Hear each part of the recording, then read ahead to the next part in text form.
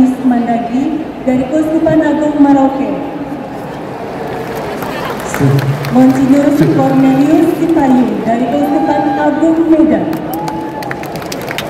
dan Monsinyur Siprianus Hormat dari Keuskupan Ruteng. Ketiga Bapak Uskup akan berbincang-bincang bersama Romo Yus tentang tema kedatangan Paus kita, iman, persaudaraan, dan bela rasa. Mari kita beri tepuk tangan bersama untuk ketiga uskup kita. Saudara-saudari, kita akan berbincang-bincang bersama tiga Bapak Uskup terkait tema kita, iman, persaudaraan, dan juga bela rasa. Bapak Uskup Kornel, dari Medan berapa Kak rombongannya? Dari Medan berapa ya? Umat Medan, mana suaramu? Ini orang Medan yang ada di Jakarta juga teriak. Termasuk orang Medan. Apa kabar Keuskupan Agung Medan?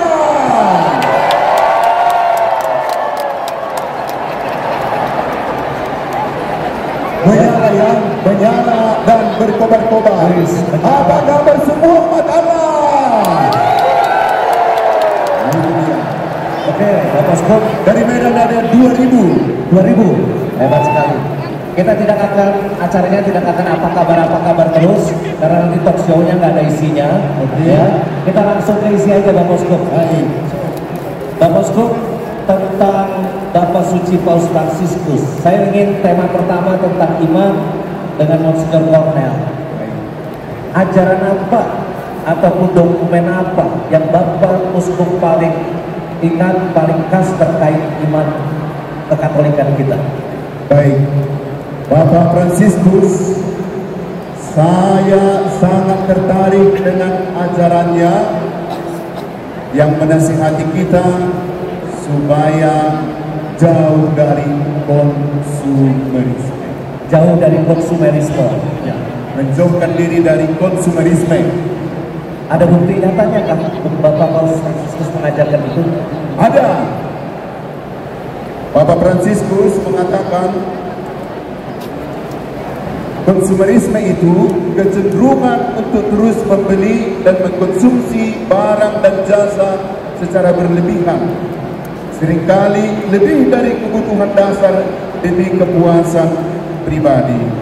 Dalam Laudato Si, Bapak Fransiskus sangat menekankan agar jauh dari konsumerisme. Konsumerisme lah yang membuat pohon banyak ditebang, sumber daya alam dikuras, itu hanya demi memenuhi keinginan manusia. Apakah konsumerisme bertentangan dengan iman kita, pertumbuhan iman kita? Benar, konsumerisme bertentangan dengan pertumbuhan iman. Kenapa? Karena dengan konsumerisme manusia meletakkan status, jabatan, dan kehormatannya pada barang-barang yang dimilikinya. Rasanya lebih tinggi statusnya kalau punya tas yang bagus, punya mobil yang mewah, punya sepatu jam tangan yang mewah. Itu konsumerisme. Merasa bahwa apa yang dimilikinya lah yang mengangkat statusnya. Saudara-saudari, saya mau periksa jam tangannya Bapak Uskup. Apakah lebih mahal dari jam tangannya Bapak Suci Paus Fransiskus ya? Bapak Suci Paus Fransiskus jam tangannya Rp200.000 ya. Coba saya intip. Ini 50.000 Rp50.000. Ini tiada harga karena di pasar Roak belinya. Ini Rp50.000 dikasih orang juga ya. Dikasih orang ya. Ayo coba tanya, siapa di antara umat Allah ini yang mempunyai handphone sudah 10 tahun? Waduh, handphone 10 tahun ganti ya? Jangan-jangan tiap tahun ganti. Mungkin Bapak Uskup tanya kepada Romo-Romo. Jangan-jangan Romo-Romo tiap tahun ganti handphone. Romo-Romo, handphone terlamamu berapa? Ada berapa handphonenya dulu? Ada yang 2 mungkin, ada yang 3. Hanya satu ya, semua para Romo yang hadir di sini hanya satu katanya. Ya. Mungkin yang tidak hadir lebih dari 1. Yang di bawah 1, yang di tas berapa saya nggak tahu. Itu jadi tantangan terkuat zaman sekarang konsumerisme. Kami para uskup juga tertantang Karena umat Allah begitu sayangnya kepada para uskup, sering ditawarkan pakaian baru kan, sepatu baru kan, jam tangan baru, semua ditawarkan. Itu tantangan. Kita harus berani mengatakan tidak. Tidak. Oke, tepuk tangan Bapak Uskup Cornelius. Kita geser sedikit kepada Bapak Uskup Mandagi. Bapak Uskup Mandagi, temanya persaudaraan. Bapak Uskup itu di tempat tugaskan itu makin lama makin geser ke timur. Asli Manado, Sulawesi Utara, ditugaskan menjadi uskup di Ambon, sekarang geser ke ujung timur Merauke. Itu makin tua makin ke ujung timur. Itu bagaimana rasanya menjadi Bapak Uskup di ujung timur? Asal neraka bukan di ujung timur, Asal neraka bukan di ujung timur katanya. tapi saya sangka ada di barat. Bukan Bapak Uskup. Paulus mengatakan asal dosa itu pada saku. Oke.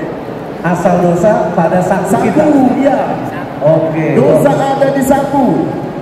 Oke, Bapak Uskup kan suka diberi tugas di tempat-tempat yang penuh konflik, penuh persoalan di tengah masyarakat, dan bisa selesai satu persatu.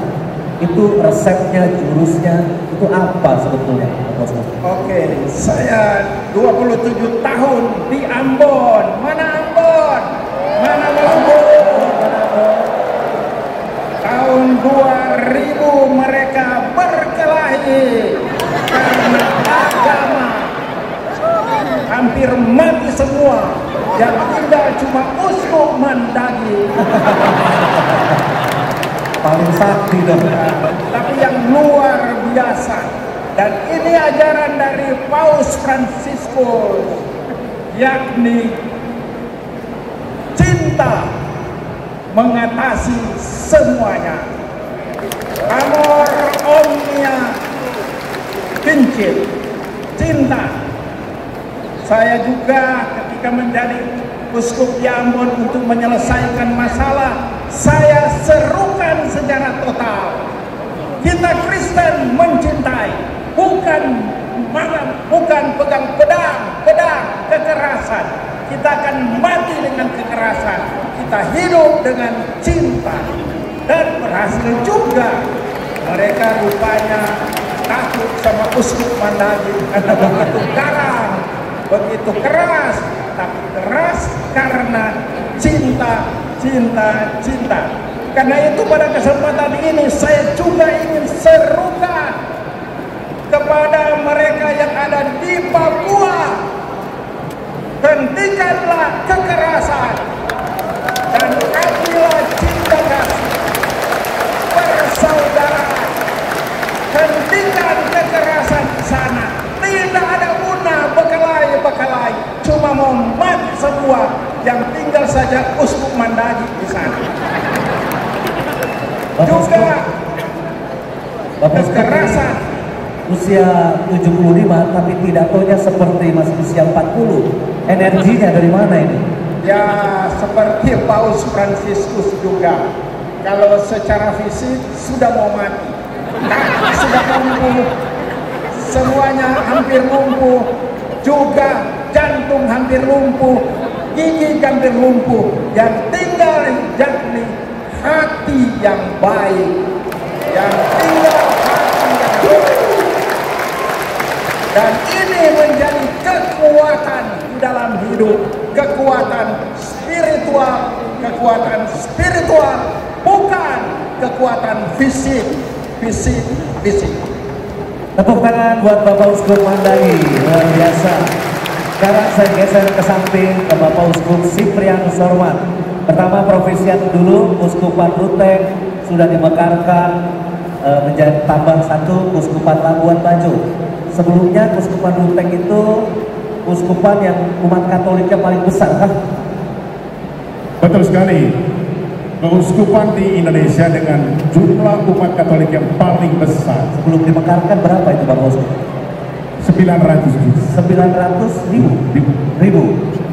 Bagaimana rasanya menjadi uskup dengan area yang begitu luas, umat yang begitu banyak, lelahkah perjalanan pelayanan ke sana kemari? Secara fisik mungkin lelah, seperti Monsinyur Mandagi katakan, tetapi kekuatan dari dalam, kegembiraan dalam melayani, cinta akan umat yang dilayani, itu mengalahkan segala-galanya. Bapak Uskup Sipri, ajaran Paus Fransiskus tentang compassion, bela rasa, itu yang paling kuat terasa yang Monsinyur Sipri ingat, itu ajarannya isinya apa, tentang apa? Baik, Bapak Justinus dan teman-teman sekalian, kita semua sudah mengikuti secara streaming maupun secara langsung penegasan dari Paus Fransiskus terkait dengan 3 tema yang dia bawa dalam kunjungannya ke Indonesia: iman, persaudaraan, dan bela rasa. Bela rasa yang dimaksudkan oleh Paus Fransiskus pertama-tama, hilangkan semua halangan yang membuat kita berjumpa dengan orang lain. Itu yang pertama. Yang kedua, dia katakan bela rasa itu artinya apa? Merangkum semua mimpi dari orang-orang kecil dan sederhana, merangkum apa yang menjadi kecemasan mereka, merangkum agar mereka mempunyai akses keadilan, kebenaran dalam hidup mereka, dan juga mempunyai akses dalam kehidupan sosial masyarakat. Itu kurang lebih 2 poin yang cukup menonjol dari tema bela rasa dari Paus Fransiskus. Jadi Bapak Uskup, apa tugas kita ini umat Katolik terkait bela rasa yang konkret? Kita sekarang harus apa, Bapak Uskup? Nah, saya kira kalau teman-teman semua hadir dalam perjumpaan kemarin, satu hal sederhana saja yang dia anjurkan. Kalau umat Katolik ingin berbela rasa dengan saudara-saudara yang lain, pertama-tama bukan hanya melakukan karya-karya sosial karitatif, sementara kita tetap nyaman dalam menara kita masing-masing. Tapi dia katakan apa? Kamu harus menyentuh tangan mereka, kamu hanya menyentuh hati mereka, memandang mereka dari wajah ke wajah, melihat mata mereka, kegembiraan mereka dan kecemasan mereka. Itu yang dikatakan bela rasa yang sesungguhnya. Dan kita beri tepuk tangan untuk Bapak Uskup Siprianus Harma. Sekarang 3 Bapak Uskup akan saya minta memberikan closing statement. Setiap orang memberikan closing statement. Kita mulai dari Bapak Uskup Cornelius. Hindari konsumerisme, fokus pada hal yang abadi, iman, kasih, dan kepedulian terhadap orang lain. Ini digedupi oleh Bapak kita, Bapak Paus Fransiskus. Terima kasih Bapak Uskup Cornel. Silakan Bapak Uskup Mandagi. Ingin saya ungkapkan yakni jangan rakus. Jangan rakus. Rakus uang, rakus jabatan, sehingga berkelahi selama pemilu dan pilkada. Rakus, hiduplah sederhana seperti Paus Fransiskus. Sederhana. Tepuk tangan Bapak Uskup Mandagi. Monsinyur Sipri, monggo silakan. saya kira sejalan dengan pesan dan seluruh kekayaan yang dibawa oleh Paus Fransiskus dalam kunjungannya ke Indonesia kali ini. Kata terakhir yang ingin saya sampaikan kepada saudara-saudara sekalian, lakukanlah segala pekerjaanmu di dalam kasih yang menjembatani satu dengan yang lain. Closing statement inilah yang akan membuat kita semangat untuk mewujudkan kasih.